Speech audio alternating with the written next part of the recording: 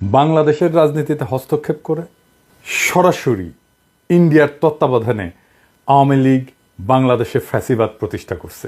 সেটা শেখ মুজিবের আমলে যেমন হয়েছিল, ঠিক শেখ হাসিনার আমলেও বহুগুণে তার পুনরাবৃত্তি ঘটছে। খুনি হাসিনার আমলে এটা দীর্ঘস্থায়ী হয়েছে, আরও বিভৎস এবং ভয়ঙ্কর রূপ নিছে, এবং তাকে বিদায় করতে বাংলাদেশের তরুণ প্রজন্মকে গণহত্যার মুখোমুখি দাঁড়ানোর বিভীষিকা অতিক্রম করতে হয়েছে। বর্ষা বিপ্লবে অর্জিত আমাদের দ্বিতীয় স্বাধীনতার মূল আকাঙ্ক্ষাই হইল একটা নতুন রাজনৈতিক বন্দোবস্ত তৈরি এবং সেটা বাস্তবায়ন করা। নতুন বন্দোবস্তটা আসলে কি? নতুন বন্দোবস্ত হইতেছে রাজনীতিতে ইন্ডিয়ার অধীনতা এবং হস্তক্ষেপ মুক্ত স্বাধীন গণতান্ত্রিক এবং সার্বভৌম বাংলাদেশের বিনির্মাণ সাধন। এটাই হইতেছে এই বন্দোবস্তের মর্মবস্তু। কিন্তু ইন্ডিয়া এটা কোনোভাবেই হইতে দিতে চাইতেছে না, তারা কোনোদিনই তা চাইবে না। বাংলাদেশে ইন্ডিয়ার বান্দা এবং স্থায়ী এজেন্ট আওয়ামী লীগ এখন পালায় বেড়াচ্ছে। তাই ইন্ডিয়া তার এজেন্ডা বাস্তবায়নের জন্য বেছে নিছে জেনারেল ওয়াকার এবং তার সহযোগী একদল দুর্বৃত্ত জেনারেলকে, যাদের অনেকেই বিগত 15 বছর হাসিনার ফ্যাসিবাদী শাসন বহাল রাখতে আগ্রাসী এবং খুবই নিষ্ঠুর ভূমিকা পালন করছে। এদের অনেকেই জুলাই আগস্টে ছাত্র জনতার অভ্যুত্থান স্তব্ধ করে দিতে হাসিনার হইয়া গুম, খুন এবং জনগণের উপরে নিপীড়নের নেতৃত্ব দিছে। নতুন রাজনৈতিক বন্দোবস্ত হচ্ছে ফ্যাসিবাদ উত্তর বাংলাদেশ গঠনে জাতীয় ঐক্য সৃষ্টি করা। বাংলাদেশে ফ্যাসিবাদ মোকাবেলার মূল বৈশিষ্ট্য হচ্ছে ইন্ডিয়ান আধিপত্য এবং হস্তক্ষেপের বিরুদ্ধে ইস্পাত কঠিন প্রতিরোধ গড়ে তোলা। বাংলাদেশে ইন্ডিয়ার হস্তক্ষেপ রুখে দিতে না পারলে আওয়ামী লীগের শূন্যস্থান পূরণ করবে অন্য কোনো নতুন এজেন্ট। আমাদের স্বাধীনতা বিসর্জন দিয়ে তারাও প্রভুদের স্বার্থ রক্ষা করবে। রাজনীতিতে আওয়ামী লীগের পুনর্বাসন মানেই হইতেছে চোরা পথে তার ঢুকে পড়ার একটা সুযোগ বা উপায় মাত্র। এর মূল লক্ষ্য 2024 সালে আমরা রক্ত দিয়ে যে স্বাধীনতা পুনরুদ্ধার করছি, আমাদের সেই স্বাধীনতা আবারও হরণ করা। বাংলাদেশের রাজনীতিতে ইন্ডিয়ার বশ্যতা এবং স্বার্থ রক্ষায় অনুগত পুরনো রাজনৈতিক আতাত এবং শক্তির অবস্থান বজায় রাখা, এটাই হচ্ছে গণ অভ্যুত্থানের চেতনার সাথে সবচেয়ে বড় বিশ্বাসঘাতকতা। কে রাজনীতি করবে, কে নির্বাচন করবে, বাংলাদেশের ভবিষ্যৎ রাজনৈতিক সমীকরণ কেমন হবে, তার নির্ধারণের দায়িত্ব এবং কর্তব্য জেনারেল ওয়াকারের না। সেটি ঠিক করবে বাংলাদেশের জনগণ। তাহলে সেনা প্রধান হয়েও কেন রাজনীতি নিয়ন্ত্রণের চেষ্টা করতেছেন তিনি? প্রকাশ্যেই ওয়াকার একটা ঘৃণিত রাজনীতির পক্ষ নিচ্ছে। খুনি এবং গণহত্যাকারী আওয়ামী লীগের পক্ষে ওকালতি করতেছেন। তাদেরকে রাজনীতিতে পুনর্বাসনের জন্য বিভিন্ন রাজনৈতিক দল এবং ব্যক্তির উপরে চাপ প্রয়োগ করতেছেন। প্রকাশ্যে বাংলাদেশের মানুষকে হুমকি দিচ্ছেন। তার এই উদ্ধত আচরণের উৎস কোথায়? তা যে দিল্লির ইচ্ছা বাস্তবায়নের জন্য ঘটতেছে সেটা দিবালোকের মতো স্পষ্ট হয়ে ফুটে উঠছে। জেনারেল ওয়াকার কতটা বেপরোয়া তার একটা বড় উদাহরণ হচ্ছে আয়না ঘরের প্রমাণ নষ্ট করে তিনি ক্ষান্ত হচ্ছেন না। গুমের ঘটনা অনুসন্ধান, সত্য উদ্ঘাটন এবং জবাবদিহিতা নিশ্চিত করার জন্য সরকার গঠিত গুম কমিশনের কাজে বারংবার বাধা দিচ্ছেন। এই গুম খুনের সাথে জড়িত জেনারেলদেরকে বেনামি ভুয়া পাসপোর্ট বানায় দিয়া তাদেরকে দেশ ছেড়ে যেতে সাহায্য করছেন। গুম খুনের সাথে জড়িত অপরাধীদেরকে আশ্রয় দিয়ে তিনি কিভাবে বাংলাদেশের সেনাবাহিনীর মর্যাদা এবং পেশাদারিত্ব রক্ষা করছেন, তার এই দ্বিচারিতা, ভনিতা এবং জনগণের সাথে প্রতারণার বিরুদ্ধে আমাদের সজাগ দৃষ্টি রাখতে হবে। গণতন্ত্র প্রতিষ্ঠা এবং আইনের শাসন কায়েমের জন্য এখন যে সংগ্রাম আমরা করতেছি, তার প্রতিপক্ষ হচ্ছে জেনারেল ওয়াকার সহ তার দুষ্কর্মের সাঙ্গপাঙ্গ অল্প কিছু শীর্ষ সেনা অফিসার। আমরা বিশ্বাস করি তরুণ আর্মি অফিসার এবং সৈনিকেরা এই সকল ইন্ডিয়ান চরদের বিষয়ে সচেতন আছেন এবং চিহ্নিত অসৎ জেনারেলদের এমন দেশদ্রোহী গ্রুপের দুরভিসন্ধির বিরুদ্ধে তারা রুখে দাঁড়াবেন ইনশাল্লাহ। গুম কমিশন বন্ধে জেনারেল ওয়াকার কি কি অপচেষ্টা করছেন, আসেন সেটা দেখি। জেনারেল ওয়াকার চায়নি গুম কমিশন তার কার্যক্রম অব্যাহত রাখুক। সে কমিশনের গঠন এবং মেয়াদ বৃদ্ধিতে বারে বারে বাধা দিছে। এখন চাইতেছে আগামী জুন মাসের পরে আর কোনোভাবে যেন এই কমিশন কার্যক্রম চালায় যেতে না পারে। বাংলাদেশে যতজন নাগরিক গুমের শিকার হয়েছে তার প্রত্যেকটি ঘটনার তদন্ত এবং সত্য উদ্ঘাটন হওয়া জরুরি। গুমের শিকার প্রত্যেক ব্যক্তির সন্ধান, তাদের ফেরে আনা অথবা আদতে তাদের ভাগ্যে কি ঘটছে চূড়ান্তভাবে সেই সত্য না জানা পর্যন্ত এই কমিশনের কার্যক্রম নিরবিচ্ছিন্নভাবে অব্যাহত রাখতে হবে। গুমের শিকার প্রত্যেকটি ব্যক্তির পরিবার চরম অনিশ্চয়তার মধ্যে জীবনযাপন করে। তাদের প্রিয়জনদের ভাগ্যে কি ঘটছে যতক্ষণ পর্যন্ত সেটা না জানা যায়, ততক্ষণ পর্যন্ত সেই পরিবারগুলো তাদের সম্পদ বন্টন এবং হস্তান্তর, ব্যাংক এবং আর্থিক লেনদেনের কোনো কার্যক্রম সম্পন্ন করতে পারে না। পরিবারগুলোর জন্য এ এক চরম দুর্ভোগ। এই রকম বিভীষিকাময় অবস্থা থেকে নিস্তার পেতে হলে তাদের জীবনকে স্বাভাবিক অবস্থায় ফিরে আনতে পারবে একমাত্র গুম কমিশনের ধারাবাহিক কার্যক্রম। এর সাথে বিচার পাওয়ার অধিকার এবং অপরাধীদের শাস্তি নিশ্চিত করতে এই কমিশনকে নিষ্ঠার সাথে লম্বা সময় ধরে কাজ করে যেতে হবে। কাদের স্বার্থে জেনারেল ওয়াকার সেটা চাইতেছে না এবং তাতে বাধা দিচ্ছেন? কোন সত্য আড়াল করতে এত মরিয়া অপচেষ্টা তার?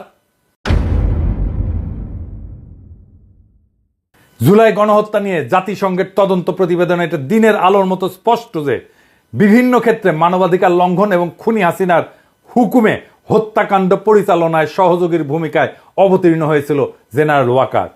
এখানে তিনি তার নিজের দায় দায়িত্ব এড়াতে পারবেন না। জাতিসংঘের তদন্ত প্রতিবেদনের নিরাপত্তা বাহিনীগুলোর সংস্কারের জন্য যে সুনির্দিষ্ট সুপারিশ দিছে তা বাস্তবায়নের জন্য আমাদেরকে জানতে হবে জুলাই আগস্ট মাসে আন্দোলন দমনে সেনাবাহিনী কতটা ব্যবহৃত হয়েছিল, কমান্ড কিভাবে পরিচালিত হয়েছে তা জানা জরুরি। শীর্ষ কমান্ড থেকে কি কি নির্দেশ দেওয়া হয়েছিল, নির্দেশ কিভাবে পালিত হয়েছে, কোথায় কেন কত গুলি ছোড়া হয়েছে, তাতে কতজন হতাহত হয়েছে, কে কোথায় অতিরিক্ত বল প্রয়োগ করে নিজের দেশের নাগরিকদের বুকে গুলি চালাইছে, এর সকল কিছু পুঙ্খানুপুঙ্খভাবে জানা দরকার। সেনাবাহিনীর মধ্যে শৃঙ্খলা, পেশাদারিত্ব, জবাবদিহিতা ফিরায় আনতে হলে আমাদেরকে অবশ্যই সত্য জানতে হবে। রুলস অফ কন্ডাক্ট কিভাবে পরিচালিত হয়েছে তা সাব্যস্ত করার জন্য একটা জাতীয় তদন্ত কমিশন গঠন করতে হবে। তাহলে জেনারেল ওয়াকার এবং তার চারপাশের ভিড় করা সকল দুর্বৃত্ত চিহ্নিত হবে। এভাবেই কেবল ফ্যাসিস্ট হাসিনার সহযোগী খুনি অফিসারদের সমস্ত আস্ফালন বন্ধ করা যাবে। এবার আসেন আলাপ করি সেনাপ্রধানের সুশীল আওয়ামী লীগ গঠনের স্বপ্ন নিয়ে। আইএসপিআর এর সূত্রে উল্লেখ করে নেত্র নিউজ দাবি করছে সেনাপ্রধান জেনারেল ওয়াকার হাসনাত সার্জিসদের বলছেন আওয়ামী লীগের যে সমস্ত নেতারা ফৌজদারি মামলায় জড়িত না এবং যাদের ক্লিন ইমেজ আছে তাদের সমন্বয়ে গঠিত নতুন আওয়ামী লীগ আসন্ন জাতীয় সংসদ নির্বাচনে অংশ নিলে সেটা প্রতিদ্বন্দ্বিতামূলক, ফলপ্রসূ এবং আন্তর্জাতিক মহলে গ্রহণযোগ্য হবে। শত্রু দেশের স্বার্থের পক্ষ অবলম্বনকারী চিহ্নিত, বিতর্কিত এবং নিন্দিত এই জেনারেল 2014, 2018, 2024 সংসদ নির্বাচনের ঘৃণিত ভোটচোর, ডাকাত এবং জালিয়াত সাবের হোসেন চৌধুরী এবং শিরিন শারমিনকে পরিচালিত বা মার্জিত আওয়ামী লীগ নেতা বলে মনে করেন। নাগরিকদের সাংবিধানিক অধিকার অর্থাৎ ভোট দেওয়ার স্বাধীনতা যেই লোকগুলো হরণ করে ভুয়া এমপি হয়েছিল তাদের নাম প্রস্তাব করা হচ্ছে। এই অপরাধীদের যখন বিচারের মুখোমুখি দাঁড় করানোর জন্য জেলে পুরে রাখার কথা তখন তারা মুক্ত বাতাসে ঘুরে বেড়াচ্ছে এবং দেশবিরোধী নানান অশুভ তৎপরতা চালাচ্ছে। আর জেনারেল ওয়াকার এই সমস্ত পচা মালদের নিয়ে নতুন করে আওয়ামী লীগ সাজানোর প্রস্তাব নিয়ে সেনা সদর এবং সেনা ভবনে বসে গণ অভ্যুত্থানে অংশগ্রহণকারী বিভিন্ন রাজনৈতিক দল, গ্রুপ, ব্যক্তির সাথে প্রতিনিয়ত আলোচনা করে ব্যস্ত দিন কাটাচ্ছেন। কোথাও ধমক, কাউকে চাপাচাপি, কখনো উপহার, উপঢৌকন বা ঘুষ বিলাচ্ছেন। তার নিয়ন্ত্রণে যে বেহিসাবি টাকার অগণিত বস্তা রয়েছে তা প্রকাশ্যে শোনা গেছে শহীদ গোলাম আজমের গুম হওয়া অভাগা পুত্র ব্রিগেডিয়ার আমান আজমির মুখে।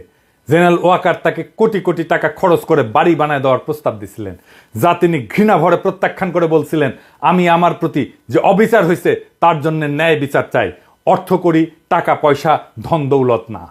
যেই বিএনপি নেতা অবসরপ্রাপ্ত মেজর জেনারেলকে তিনি 5ই আগস্ট সকালে সেনা ভবনে ডেকে নিয়ে গেছিলেন, পরবর্তীতে তাকেও উপঢৌকনের কথা বলছেন। জেনারেল ওয়াকার আসন্ন সংসদ নির্বাচনে অংশগ্রহণের জন্য তার যাবতীয় খরচ যোগাবেন বলে অঙ্গীকার করছেন। কোথায় থেকে, এই টাকার উৎস কোথায়? এতে কিন্তু খুবই কাজ হয়েছে।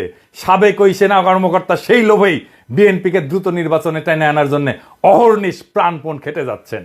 অর্থকরীর বিশাল এক ভান্ডার যে জেনারেল ওয়াকারের কুক্ষিগত হয়েছে তা ক্রমশ স্পষ্ট রূপ পরিগ্রহ করতেছে। সামাজিক মাধ্যমে আওয়ামী ফ্যাসিবাদ বিরোধী সংগ্রামে আমাদের যে সহযোগী, যে সমস্ত বন্ধুরা এখন আস্তে ধীরে বাংলাদেশের খুনি লুটেরা এবং জঘন্য মাত্রার অপরাধী কুখ্যাত জেনারেলদের পক্ষ অবলম্বন করে নানান কল্পকাহিনী ও রহস্যময় গাল গল্প ভরা এপিসোড রচনা, প্রকাশ এবং সম্প্রচার করে দিবারাত্রি অবিচল ব্যস্ত দিন কাটাইতেছেন, তাদের সেই অঙ্গীকারই প্রমাণ করতেছে যে কি পরিমাণে অর্থ করি ওয়াকার সাহেব বিলাইতেছেন। আর একটা বিষয় খোলাসা হচ্ছে যে জেনারেল ওয়াকারের মনে রাজনীতি করার ভীষণ এক শখ জাগ্রত হয়েছে।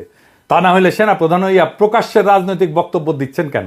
কেনই বা তিনি নতুন প্রজন্মের তরুণদের ডেকে রাজনৈতিক আড্ডা বসাচ্ছেন? কোন অমৃতের সন্ধানে তিনি বিভিন্ন রাজনৈতিক দলের নেতাদের সাথে রাষ্ট্র, সরকার সংক্রান্ত রাজনৈতিক বিষয়াদি নিয়ে বৈঠক জুড়ছেন? শেখ পরিবারের সদস্যদের মতো তার মধ্যে ধমক দিয়ে কথা বলার একটা বদ অভ্যাস প্রকাশ পাচ্ছে। আমি আপনাদের সতর্ক করে দিচ্ছি, পরে বলবেন যে আমি সতর্ক করিনি। আমি আপনাদের সতর্ক করে দিচ্ছি, আপনারা যদি নিজেদের মধ্যে ভেদাভেদ ভুলে একসাথে কাজ না করতে পারেন, নিজেরা যদি কাদা ছোড়াছুড়ি করেন, মারামারি কাটাকাটি করেন, এই দেশ এবং জাতির স্বাধীনতা সার্বভৌমত্ব বিপন্ন হবে। আমি আজকে বলে দিলাম, নাইলে আপনারা বলবেন যে আমি আপনাদের সতর্ক করিনি। আমি সতর্ক করে দিচ্ছি আপনাদের। গত 25শে ফেব্রুয়ারি শোকাতুর পরিবেশে রাওয়া ক্লাবে শহীদ সেনা কর্মকর্তাদের পরিবার পরিজনদের উদ্দেশ্যে দেওয়া বক্তৃতাটা আবার একটু শুনে দেখেন। তিনি ধমক দিয়ে সকলকে সতর্ক করে বলছেন 2009 সালে বিডিআরের সংগঠিত হত্যাকাণ্ডের বিচার নতুন করে আর করা যাবে না। শুনে দেখেন কি অসহিষ্ণু, ক্ষুব্ধ এবং রাগান্বিত ছিল তার কণ্ঠস্বর। এই বর্বরতা কোনো সেনা সদস্য করেনি, সম্পূর্ণটাই তদানীন্তন বিজিবি সদস্য দ্বারা সংঘটিত। Full stop. এখানে কোনো ইফ এবং বাট নাই। কারণ তিনি ওই ধ্বংসযজ্ঞের সময় অকুস্থলে উপস্থিত ছিলেন এবং নীরব ভূমিকা পালন করছেন। নীরবতা যে সম্মতির লক্ষণ, তা কি বাংলাদেশের জনগণকে নতুন করে শেখাতে হবে? আর এই তো সেদিন 11ই মার্চ হাসনাত সার্জিসদের মতো তরুণ প্রজন্মের নেতাদেরকে তিনি ধমক দিয়ে বলছেন, you people know nothing, you lack wisdom and experience, we are in the service for at least 40 years, more than your age. Moreover, there will be no inclusive elections without Awami League. যেহেতু ইংরেজিত কইছে, তাইলে তো সত্যিই কইছে, তাই না? কিন্তু ওইটার অর্থ হইলো তোমরা কিছুই জানো না, তোমরা দেখো, তোমাদের জ্ঞান অভিজ্ঞতার অভাব আছে। আমি 40 বছর ধরে সেনাবাহিনীতে চাকরি করি, এর দৈর্ঘ্য তোমার বয়সের চাইতে বেশি। উপরন্তু আওয়ামী লীগ ছাড়া কোনো অন্তর্ভুক্তিমূলক নির্বাচন হবে না। এখন আমাদেরকে একটা সমস্যা এবং পাশাপাশি দৃশ্যমান আর একটা সম্ভাবনা একসাথে জোড়া দিতে হবে। সমস্যা হচ্ছে পরিশীলিত, মার্জিত বা সুশীল আওয়ামী মাল খুঁজে বের করা খুবই দুরূহ। অন্যদিকে জেনারেল ওয়াকরুজ্জামান যেহেতু সেনা অফিসারদের জন্য প্রযোজ্য চাকরি বিধি লঙ্ঘন করে রাজনীতির ব্যাপারে উৎসাহ দেখাচ্ছে, সেহেতু উদ্ভূত পরিস্থিতিতে প্রধান উপদেষ্টা ডক্টর মোহাম্মদ ইউনূসের উচিত বেয়াড়া হয়ে ওঠা এই লোককে সেনা প্রধানের পদ থেকে চাকরিচ্যুত করে পরিশীলিত আওয়ামী লীগ গড়ে তোলার লক্ষ্যে ছাইড়া দেওয়া। এই মালটার বড় সুবিধা হচ্ছে তিনি শেখ পরিবারের সদস্য, তাই রূপান্তরিত আওয়ামী লীগের আহ্বায়ক হিসেবে বা সভাপতি হিসেবে তাকে খুনি শেখ হাসিনা সহ সকল ফ্যাসিস্ট দুর্বৃত্তরাই মাইনা নেবে এবং তার বিশ্বাস অনুযায়ী আসন্ন জাতীয় সংসদ নির্বাচনে তিনি নৌকা মার্কা নিয়ে সারা দেশে 30 থেকে 40% মানুষের সমর্থন পেয়া শতাধিক আসন দখল কইরা বিরোধী দলের নেতা হিসেবে জাতীয় সংসদে আসন গাইরা বসতে পারবেন, যা মন্ত্রী পদমর্যাদা সম্পন্ন। এর অবস্থান সেনা প্রধানের চাইতে অনেক উপরে। এটা তার রাজনীতি করার খায়েশও মিটবে, আওয়ামী লীগকে পুনর্বাসন করার খায়েশও মিটবে ইনশাল্লাহ। আসেন আমরা ওয়াকার সাহেবকে সেই পথেই ধাবিত করি। আপনার জন্য ওয়াকার সাহেব আগাম শুভকামনা রইল। রাজপথে আপনার সাথে মোকাবেলা হবে তখন। ইনকিলাব জিন্দাবাদ।